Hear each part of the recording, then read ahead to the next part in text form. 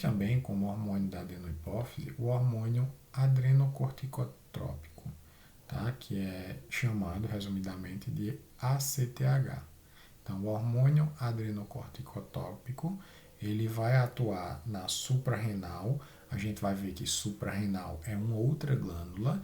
Então, aqui a gente já vê que existe uma cascata. A gente tem a adenohipófise trabalhando aqui, atuando sobre uma outra glândula que é a suprarrenal. E esse hormônio vai fazer com que exista uma regulação do balanço hídrico. Então a gente vai conseguir fazer a regulação da quantidade de água no nosso corpo. Isso através de um hormônio que vem da adenohipófise, age em outra glândula suprarrenal e a suprarrenal, por sua vez, também libera hormônios, a gente vai ver mais para frente.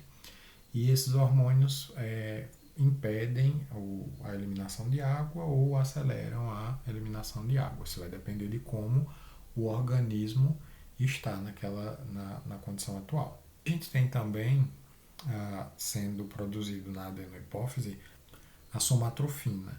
A somatrofina ela vai agir nos músculos, nos ossos e nos tecidos. E essa somatrofina aqui é um hormônio bastante importante. Talvez vocês conheçam ela, mas não como somatrofina. Pode ser que vocês conheçam como GH ou simplesmente hormônio do crescimento. Esse hormônio do crescimento ele tem ação anabolizante, ou seja, ele serve para o desenvolvimento do corpo. Então, por exemplo, quando a criança está se desenvolvendo, esse hormônio ele é bastante importante, porque é ele que vai fazer os músculos crescerem, os ossos se desenvolverem, tá? E os tecidos.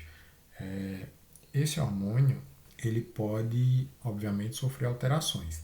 Quando essas alterações são provenientes de um aumento da quantidade de hormônio do crescimento, a gente tem problemas como, por exemplo, o gigantismo. Então, o gigantismo ele acontece quando a somatrofina, o hormônio do crescimento, ele é produzido em excesso pelo organismo. Ou ele não cessa ou não diminui o ritmo depois de determinada idade. E aí o indivíduo continua crescendo. Isso caracteriza gigantismo. A gente também tem outra situação que é chamada de acromegalia. A acromegalia também está relacionado com o hormônio do crescimento, sendo que nessa situação apenas os ossos da cabeça e das extremidades vão crescer. O indivíduo não vai ficar com o corpo normal.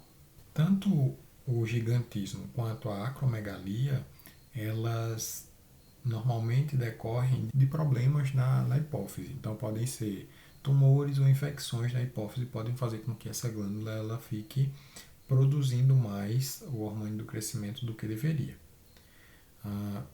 Além da acromegalia e do gigantismo, se você tiver uma quantidade baixa de hormônio do crescimento, você pode também ter uma condição chamada de nanismo. Então, a gente vê aí que nem todo nanismo ele é de origem genética. Ele pode ser simplesmente causado por uma disfunção do hipotálamo, tá? Ou da hipófise. Por que estou falando do hipotálamo? Porque o hipotálamo também age na hipófise. Então, se ele for danificado, a adenohipófise também é danificada. A gente viu essa região aqui, que é a adenohipófise, e agora a gente vai falar um pouquinho sobre a neurohipófise, esse lado aqui, que é chamado de lado posterior, hipófise posterior. A neurohipófise, ela acumula e libera dois hormônios.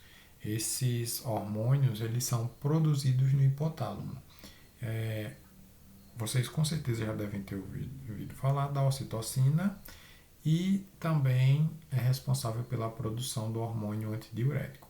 Então aqui a gente vê que a neurohipófise ela não produz, mas ela acumula o hormônio que é proveniente da hipófise e ela libera esse hormônio no momento ideal.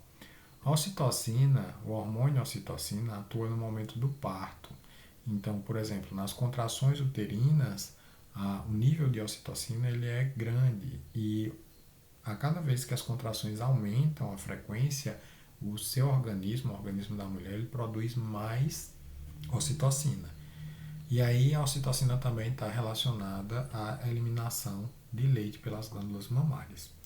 A ocitocina é considerada o hormônio do afeto, o hormônio do amor. Isso porque as relações afetivas, quando você tem as relações afetivas, por exemplo, você está em família, está reunido com seus pais, ou está junto do seu filho, é comum os níveis de ocitocina eles aumentarem.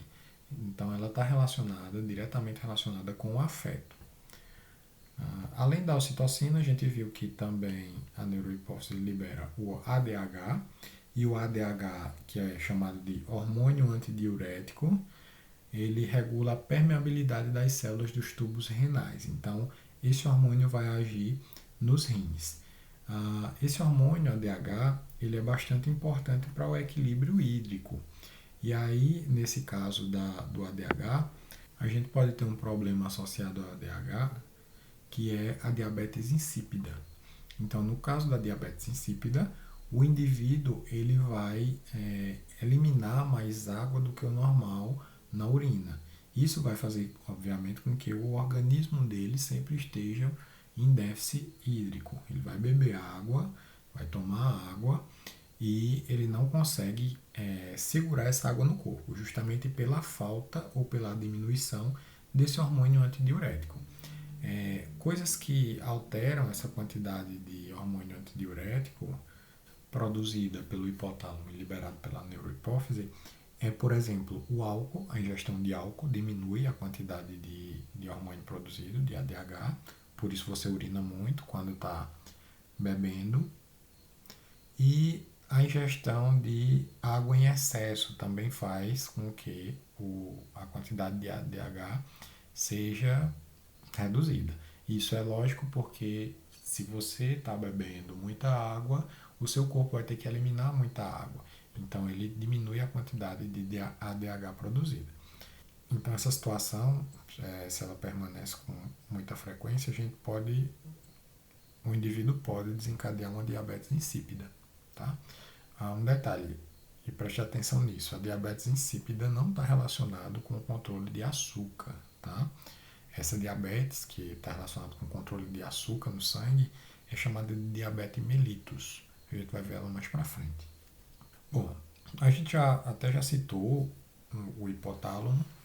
E o hipotálamo ele recebe informações de diversas partes do organismo. Então a gente tem vários órgãos, né, comunicando diretamente com esse hipotálamo. Ele também controla, como a gente viu, a função hipofisária. Ou seja, o hipotálamo ele também age na hipófise. Então aqui a gente tem a imagem da região chamada de hipotálamo, e esse hipotálamo ele está associado à hipófise, de modo que ele vai influenciar nos mecanismos de sede, de apetite, de regulação térmica, entre vários outros que o nosso corpo necessita para funcionar corretamente.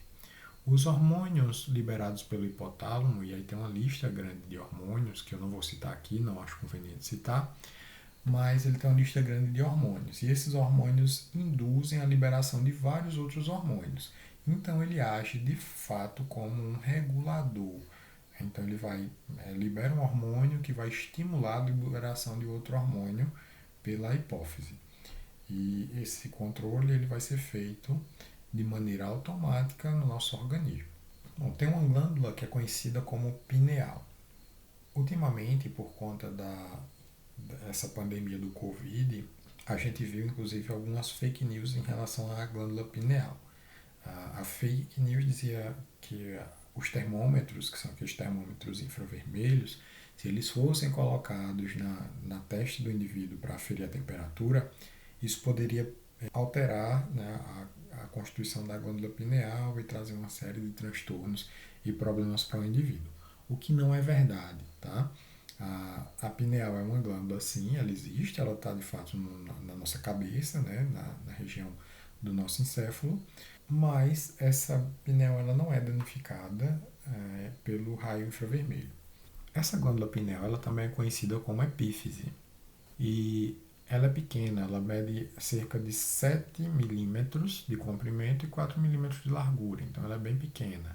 Ela produz hormônios como, por exemplo, a melatonina e a serotonina. Tá? A melatonina é produzida enquanto o organismo detecta a redução de luminosidade, ou seja, quando a gente está dormindo, né, ou quando a gente está descansando, o nosso organismo aumenta a produção de melatonina e aí a melatonina está associado ao relaxamento do corpo, né, ao descanso do corpo.